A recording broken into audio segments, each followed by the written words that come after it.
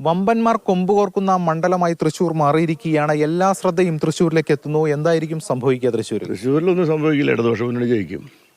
അതിലാർക്കും സംശയം?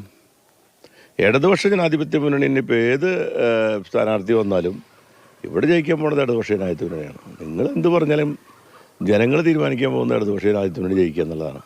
അതിവിടെ സംഭവിക്കും. അവിടെ എനിക്ക് യാതൊരു ആത്മവിശ്വാസക്കുറവില്ല. ഞങ്ങൾ ജയിക്കും.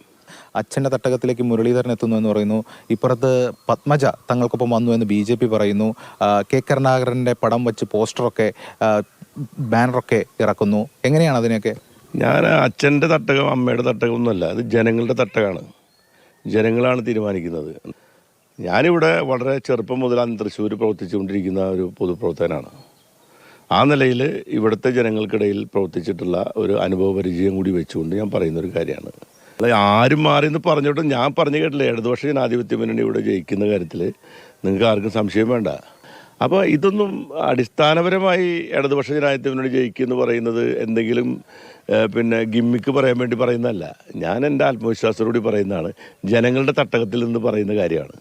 EP ജയരാജനൊക്കെ പറയുന്നുണ്ടായിരുന്നു LDFും അതോടൊപ്പം തന്നെ BJPയും തമ്മിലാണ് പല മണ്ഡലങ്ങളും മത്സരം. BJP ചില മണ്ഡലങ്ങളൊക്കെ രണ്ടാമതാവും എന്നൊക്കെ പറയുന്നുണ്ടായിരുന്നു. ഞാനത് നോക്കിയിട്ടില്ല. ഞാൻ ഇവിടുത്തെ കാര്യം പറയുന്നത്. അതായത് LDFും UDFും തമ്മിലാണ് മത്സരം. സംശയമില്ലാത്ത കാര്യമാണ്. LDFും UDFും തമ്മിൽ നേരിട്ടുള്ള മത്സരം നടക്കും ഇവിടെ. BJP മോശമല്ല. BJP ഇവിടെ ഞാൻ പറയുന്ന ഒരു ത്രികോണ മത്സരം കഴിഞ്ഞ നടത്തിയ പോലെ BJP സ്ഥാനാർത്ഥിയെ നമ്മൾ അണ്ടർ എസ്റ്റിമേറ്റ് ഇത് പറയുന്നതല്ല. 2016 താങ്കൾ പത്മജയെ തോൽപ്പിച്ചിരുന്നു. അല്ല, 2016 LDF UDFിനെ തോൽപ്പിച്ചു. ഇത്തവണയും LDF UDFിനെ തോൽപ്പിക്കും.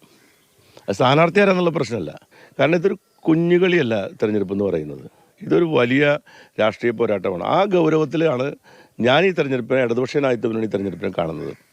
അപ്പോൾ അതുകൊണ്ട് ഈ തെരഞ്ഞെടുപ്പിൽ ഇടതുപക്ഷ ജനാധിപത്യ മുന്നണി വിജയിക്കുന്നു പറയുന്നത് ജനങ്ങളിൽ ഉള്ള വിശ്വാസത്തിൻ്റെ കൂടി അടിസ്ഥാനത്തിലാണ്.